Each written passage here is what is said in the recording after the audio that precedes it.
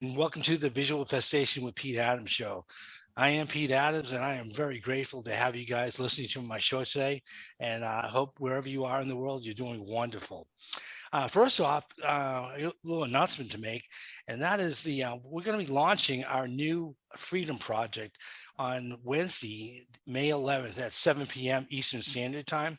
And if you want to be part of that live call, please visit peterdadams.com, my website, and register for the class. What I'm going to require is every week we're going to have a new class at the same time. And if you want to be in that group with the live question and answers, you're going to need to sign up at our website each time, because what I don't want to have happen is people sign up and hold up a seat and they're not actually on the call. So we want to avoid that. And to talk a little bit about the Freedom Project, myself and a number of my friends as guests, we're going to teach you basically how to, become free of scarcity, free from ill health, and also free from unhappiness. So it's a well-rounded show, and we're going to, I'll people who are experts in their field, not people who, just talk the talk, but people who actually walk the walk. So it should be really great for you. If you do what myself and my guests are teaching, you'll definitely have a successful life experience, which is something we all desire without a doubt.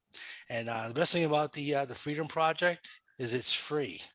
Yeah, I can't believe I'm not charging for this thing, but we're not. So it's free of charge. So you have no excuse to not be on the call. And if you can't make the call because of time zones or whatever, we will be recording the calls and be uploading to our Visual Festation YouTube channel. So whenever you hear this this announcement, we should be running that show. And please visit our channel and take a look at the what we're teaching, and try to be on the call if you can. Okay, great. Well, on today's show, we're going to be talking about limiting beliefs and paradigms. And I've got on the show today my good friend, Sherie Hollis. Sherie's a Sherie's a very gifted metaphysician and life coach who specializes in helping people figure out who they truly are. Sherie, welcome back to the Visual Festation show. Good to see you again. Thank you. Oh my goodness, my pleasure. Okay, great. So hey, to jump off into today's show on limiting beliefs, first off, we all have them. So don't sit there and say, oh, I don't have any limiting beliefs. If you're alive, you have limiting beliefs. It's just how it is, That's and right. so don't stay in denial, because it's the sooner you recognize what they are, the sooner you can move forward and make it change your life. Because the whole thing about the having limiting beliefs is whether you realize it or not, you're holding yourself back. So I got a great story I want to share with you. I remember this yesterday, and it goes back to about when I was about 25 years old. I was working at a hazardous waste treatment plant, and I was working nights, and I was going to college part-time in the mornings. And one of the kids I worked with, his name's David. And one of the things over time, David started, talking to me. And long story short, he shared with me a very special secret that he had about his past. And what it was is he had dropped out of high school in 9th grade, and now he was about 24 years old. And he had just his wife and himself, they had just had a baby boy. And all this was happening at the time he was telling me about not finishing high school. And and what he shared with me, he goes, Pete, he goes, I'm really worried about what happens when my kid grows up and he's like, a teenager. And, he finds out that, I dropped out of high school. He's like, I don't want my kid thinking I'm a loser or something. And I said, David, and I'm like, why don't you get your GED? He's like, he goes, I don't have time I can't go to school for 4 years and make up all that time. I'm like, David, you don't have to go back to school for 4 years to make up the time. That's not how the GED works. That was his limiting belief. He believed that to get the GED, was a general equivalency diploma, he had to make up all that time. Right. And I'm like, no, not at all. I said, contact your high school. I said, you probably can do it less than a year. Right. And he's like, what? He's like, no way. I'm like, yeah way.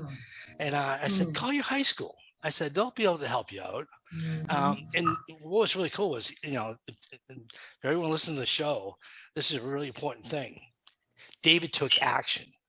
The very next day, he called the high school and he set up an intake appointment to find out, basically have tests taken to figure out where he was in the testing process for achieving the GED. And it was like, I think they had him in there like 2 days after he called. It was really quick. Well, David came back to work and he said, I can go to school on Saturdays. And in less than 9 months, they told me I could have my general equivalency diploma. He's like, I can't believe it. And I'm like, that's awesome, David. And he was totally fired up. And he was inspired. It was great. Well, to fast forward, he actually ended up getting his GED. I want to say it was 5 months. He was like really crushing the books kind of thing. Right. And when the day after he was all stressed out about testing, and when he passed, because they did the testing on the weekend, he passed the test, got his GED. Sherie, you should have seen this kid the next day at work.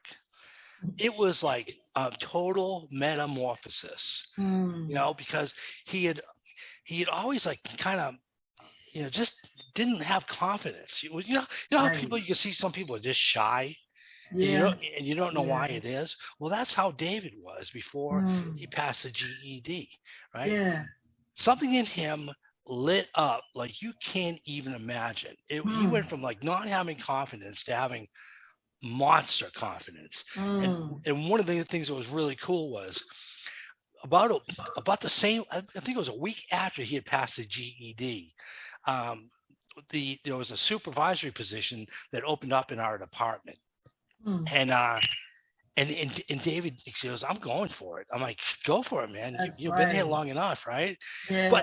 But Sherie, the thing was, if he hadn't gotten a GED, he would not have had the confidence to even apply for it, because his limiting belief was so powerful that it was just like, they won't promote me. I don't have a high school diploma or whatever. Right. I'm a dropout. Right. I'll never be anything. This is what he was telling himself, and it was just like total nonsense. It was just he was just running on bad information. Right. And this is the coolest thing. When I left that job to go work at another job, which would make it easier for me to finish college. I could go full time. And the last day I was there, this is really, really, I remember it like it was yesterday. David said to me, he's like, Pete, he's like, I don't know what to say to you. He's like, you changed my life. If you never told me about the GED, I never would have this new promotion. He goes, you changed my life. And the last thing he said to me, goes, you know what? I think I'm gonna go to college like you. Wonderful. And I said, go for it, man. That's great. I got chills just talking about that, Sherie. Yeah, that feels so good to see someone really, step up, and really gain that confidence. Oh, exactly.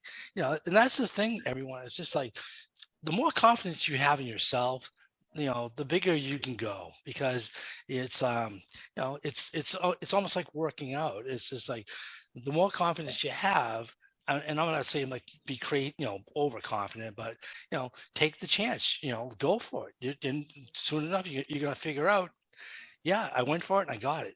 What else can I get? That's right. And his confidence came from doing. You don't know, you don't get the confidence before you do. So when each time you do, that gives you a notch of confidence. You go up and up and up. And up and up and up is great. To realize your potential. Exactly.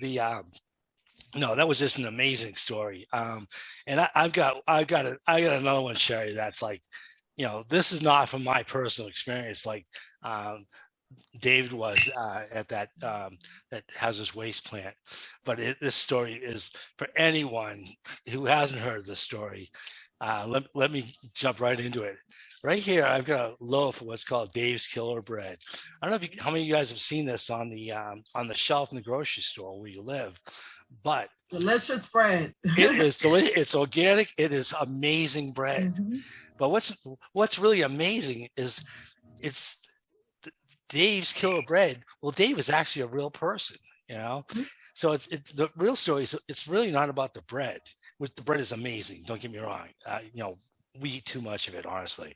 And it was funny when Sherie told me she eats it as well. So, if you guys looking for some good bread, Dave's Killer Bread's great. But let me tell you the amazing story behind Dave's Killer Bread. The guy who came up with the recipe, his name is Dave Dahl. You guys can Google him. And what happened was his family had a bakery, and when he was in high school, he ended up dropping out. Here we go again. Dropped out of high school. He dropped out of high school, and then he got hooked on drugs. And I think he was like selling meth or some kind of bad things. But long story short, he started robbing people to feed his drug habit. And by doing that, he ended up getting locked up. Get to Sherie. He was locked by the time he was 43 years old. He had already been incarcerated for 15 years. Wow. 15 years, guys. Wow. Yeah. So think about that one. So he finally got out of prison, and the story gets even worse.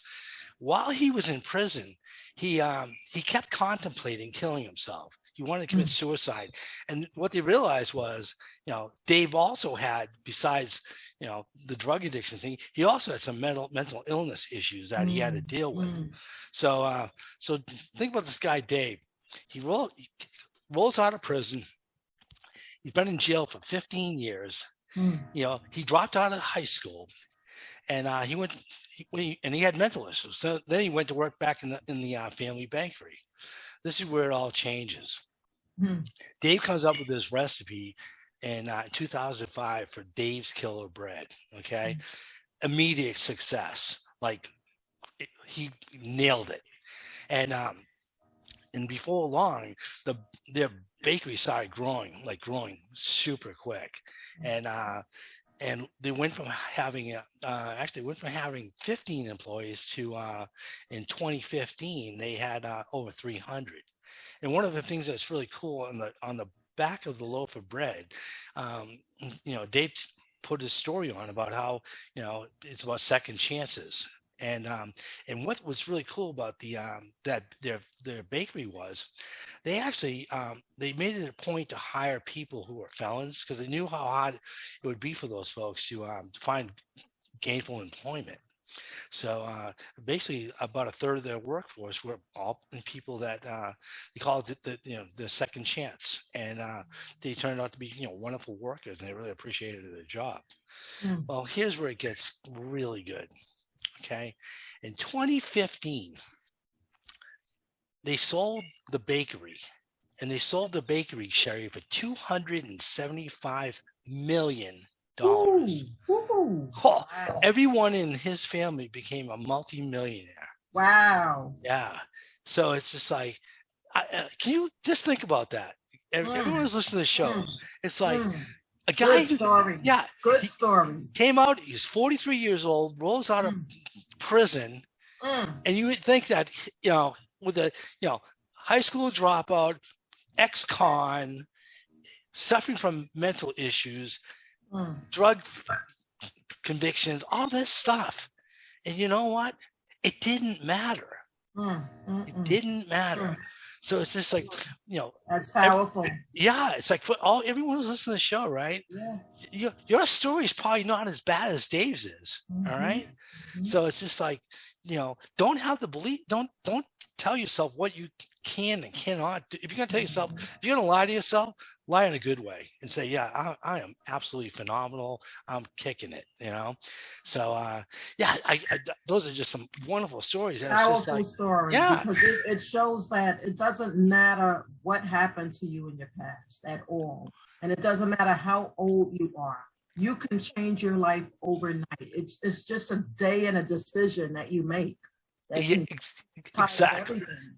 Yeah, exactly. You're right, Sherie. It's like that one decision.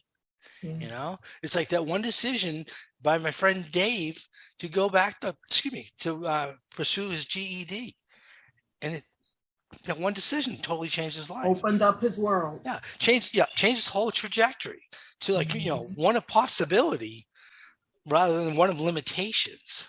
That's right. That's right.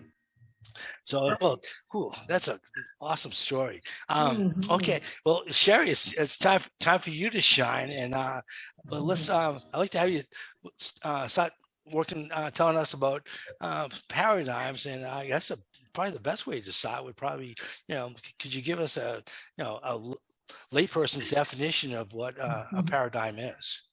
Okay, so paradigms basically are patterns, but in the metaphysical world, they're thought patterns. So there's something that you repeat over and over in your mind that it becomes indelibly etched in your brain. So, No. It works that way. Yeah. No, and Sherie, those could be both positive and negative, correct? Yeah, that's right. That's wow. right. Yeah. So it's like to make it really simple, it's almost like the self-talk that you have, correct? Right. Yeah. So it's an analogy would be like, it's kind of like a record player that has a scratch. It keeps going back to that scratch. It's like, it stays in there in that groove, no matter what it goes back to it. Oh, what an amazing analogy. I'm older. I used to have scratch records, and exactly. I know just as soon as you said that, I could hear it repeating in my head. Yes, and it's almost like it's doing it on its own. That's right. And that's exactly what a pattern is. It's something that does what it does on its own. Wow. What would be the best way, Sherie, for people to identify if they have a paradigm in their life, would you say? Well, that's a loaded question because there's a process in that. First and foremost, they would have to be aware that they have a pattern. And then once they are aware, then they can kind of shed some light on it. But sometimes it's processes, especially if it's a negative pattern. The patterns have so much charge that it's hard to identify, because then you have to really look at things that you may not want to look at. Yeah, when you said that, patterns, right? What just came beaming into me is relationships. I've had friends in the past, in my own experience, and it's just like they're friends of mine who are guys, and it's almost like every girlfriend they have, like, let's say the last 5 in a row, it was like the same it was like the same model, just a different iteration of it. It was like, rather than the A1, it was the A2. Exactly. And it's like, it's different weird how you can face, different face, different body, but the same person. Yeah, it was the same thing. And it's from the outside, it's easier for me. I guess it's probably easier for us to spot paradigms we see in other people. That's right. Than what we, we're looking at we're watching the neighbors and saying stuff. It's really, exactly. Look at your own lawn, Pete. That's right. That's so true. That's so true. Yeah, that's wild. That's heavy duty there. When you think about it. Goodness. Wow. I guess the next question would really be is like, how do you get out of that paradigm? Is there a way to shift? And, how would you do that, Sherie? What would you recommend? You have to override that paradigm, and like I said earlier, it's loaded because 95% of what we do is on a subconscious level. So we are on autopilot. So the pattern is a subconscious program, you know. So in order to break that, you have to go into the operating system. So you kind of have to shed some light on the pattern, and just once you're able to identify that there is a pattern going on because you keep repeating the same type of dynamic, like you said with the relationships, when that keeps happening in your life, then you have to ask yourself a series of questions. What's going on here? Why am I attracting this? What must I be thinking to be attracting this? You know, so then you're able to kind of go in and kind of operate on things, you know, so that you could raise your awareness to identify what's really going on.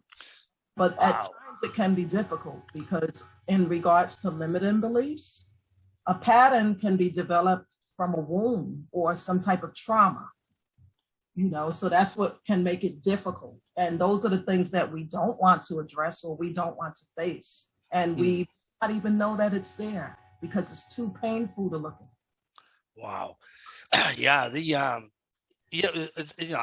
I've been guilty of this myself. It's just like having like, you know, a traumatic event and just like trying to, you know, in my situation, in my personal experience, right, is my mother committed suicide when I was 6 years old. And it was, I just took that and I buried it in the ground, never to be uncovered ever again, you know? Wow. You know, I'm not, that's heavy. That's heavy, Pete. Oh yeah. You know, it's like, you know, the thing is, it's like, you know, our show it's about being honest, you know, it's just like, you know, I can share this with my experience because you know, it's like I had this lie, you know, and the lie was like my mother fell out the window while she was cleaning. Well, that's not really what happened, you know. And so it's just like one of those things. And until I really kind of my consciousness got expanded, and I realized that, you know, that was really a pre-life agreement. So it was like, yeah, it had to happen because it was an agreement that I had when I came in here. And because of that, I grew up, I was like super independent. And, you know, so it's just like, you know, I was like, you know, I was raising myself half the time, it seemed like, but it gave me independence, you know, gave me confidence in myself, which is like, helped me, you know, in the military, helped me in sports, helped me in business, you know, to this day. Well, but only because you took it a different way. Oh yeah. Go more towards the negative part of being a victim with it. Oh yeah, absolutely, Sherie. You know, because it's just like no one would, you know, if I wanted to curl up in a ball on the, you know, on the shrink's couch and cry all day, no one would fault me. But that wouldn't serve me. You know, being a victim is like that. Yeah, but you have to be strong, Peter. You have to be strong to have that kind of mind that you had. Oh, that decision early that you weren't going to let that. You aren't going to internalize that where it would hurt. Right. I guess the really important thing is like, you know, don't let events define who you are unless it's positive. You know, you know, because this, you know, life is about being a victor, not a victim. You know, because victors get victories, and victims get more chances to become a victim again, which is not how you want to live your days. That's for sure. Wow. Yeah, I'm surprised you made that just popped in my head. So yeah, wow. Yeah, but just so everyone who's listening, most of the show is not scripted. We just kind of roll with it. Oh yeah, we roll with it. Exactly. Yeah. Is there anything else you want to share with paradigms or you know, I guess the big thing that comes to me is really, it's really about being honest to yourself, because until you stop lying to yourself about whatever the heck it is, you know, you really can't move forward. You're just, you like Sherie said, it's going to be like the record with the scratch it. It's just going to keep playing and playing and playing until you figure out it's like you need to get that record off the record tape turntable. And that isn't that the beauty of it, is that the pattern keeps showing up. So it's not we haven't gotten a bunch of lessons in front of us. So we just have to study those lessons, and we have to say, wow, I don't like this particular pattern showing up. I want to get rid of this. So if it keeps showing up, what am I doing that's making it keep showing up? Because everything is based on the attraction. Right. Yeah, it's not a coincidence, as I like to exactly. say. Exactly. Yeah. What are the odds that my last 5 marriages crumbled? Well, it's like something's not right. That's for sure. Right. Exactly. You know, exactly. Goodness. Yeah. I think probably the one of the things I want to share with today with the everyone on the call is one of the first things you need to do to stop moving forward is is to get out of you got to get out of the victim game. All right. And and a big part of that is actually it's forgiveness. You've got to forgive yourself. And it's like some people they never forgive somebody else. And one of the things about that is you being irate and making yourself crazy in the car about whatever John did to you in the past. Well, that's not affecting John at all.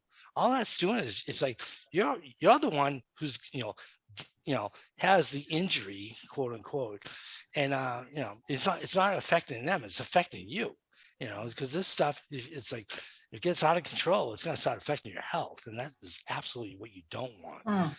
So I get you're making a good point there, Pete, because at a stage in my life when I saw myself as a victim and I would blame people, I had to, when I started to become aware and identify my pattern and want to override it, I started to change my language as I started to do the work. And the language that came to me is to allow other people to keep their stuff. And it was so powerful that I woke up like overnight with that statement, because it let me know that, wait a minute, let them keep their stuff. I'm only responsible for mine.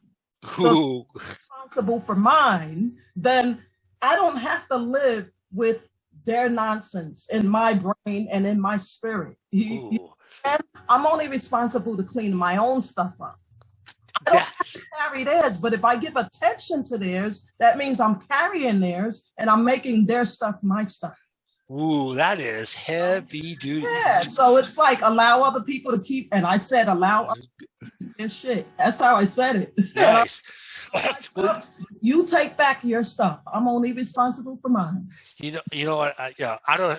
Robin and I, we don't have any children, and but I see that with grandparents and parents on the kids. It's just like, it's like their son or daughter is like screwing up temporarily, and it's just like it's driving them absolutely crazy, and it's just like, you really don't, it's like you can give your advice, but people are going to do what they want to do anyways, so it's like until they make the decision, and things aren't going to change. So here's the first exercise I want to share with everyone, and I want you to make a list of everyone whom you still hold anger or a grudge against who wronged you in the past. Once you assemble your list, I want you to do the following. I want you to say this prayer for each of the people you have on your list. Put in their name. We'll say, Tom, I now totally forgive you for any and all trespasses against me. I wish you only love for you. In spirit, I ask you now remove from me all the negative energy I've been holding on to. Thank you, Spirit, for this healing. Then close your eyes, draw in a deep, really deep breath, and slowly exhale until you've completely emptied your lungs and have released the energy with your breath, and know that it is done. And after you do that, take the paper out and burn it in outdoors. Okay. And I'll tell you, I've done this. You can feel the energy be released. And every one of my students who's done this has had the same thing. Okay. And it's that's such a powerful exercise. And I've done it slightly different. And when I started taking responsibility for my own stuff and giving other people back their stuff, I would act like I'm sitting in front of someone, right? And they're sitting in front of me and we're having a conversation. And I'm looking at them and I'm telling them the same thing that you just shared. and I'm telling them how I forgive them. It's the same type of dynamic, and you feel so light. Oh yeah. Yeah, because you know you're able to forgive, but you're forgiven for you so that you can release yourself from the emotional attachment, you know. Exactly. The word forgive is like two words, for and give. You get and you give it to yourself when you do forgive yourself. That's right. And other people. Right. And it's a powerful exercise, Pete. Powerful. Oh yeah. And there's one more, and that is I want you to make a list out of all the things you personally have regretted doing in your life. Once you have assembled your list, I want you to do the following. I want you to say this prayer for each one of the things you have on your list. I, Peter, now totally forgive myself for these things which I have done in the past. The past is the past, and I will no longer live my life in the past. From this moment forward, I will live in alignment with my highest purpose, with unconditional love for myself. Spirit, I ask you now, remove me from all the negative energy I've been holding on to. Thank you, Spirit, for this healing. Then close your eyes and draw in a really deep breath and slowly exhale until you completely empty your lungs and release the energy with your breath and know that it's done. And it's just like, it's like, forgive others, forgive yourself. And because it's like, that stuff you don't need, that stuff is holding you back and you don't even know you're carrying it. So and once you do feel the release of the energy, you'll know that it's like, wow, there was something there for sure. Yeah. All right. Yeah, those are powerful exercises so that you don't bring into your future the past, the negative things from the past. You want to free up that space so that you can bring nothing but the positive, good things that you're wanting in your life. Exactly. So remember, everyone, the past is not your past is not equal to your future unless you decide it does, and make the decision to leave the past in the past. Well, hey, wait, we're out of time. Like almost like a second. It feels like I was just on the call here for about 2 minutes, and I'm already out of time. So, Sherie, thank you so much for being on the show. Absolutely, my pleasure. Please tell everyone your website. PurposeMeetsDestiny.com. You can check me out there. It's also a blog, so you can read some really good articles on how to do self-healing and self-improvement, self-development. Awesome. Hey everyone, Sherie's the real deal. So check out her website and connect. All right. Well, thanks for another great show, Sherie, and blessings to you all. And I hope to see you on next week's show. Take care, everyone.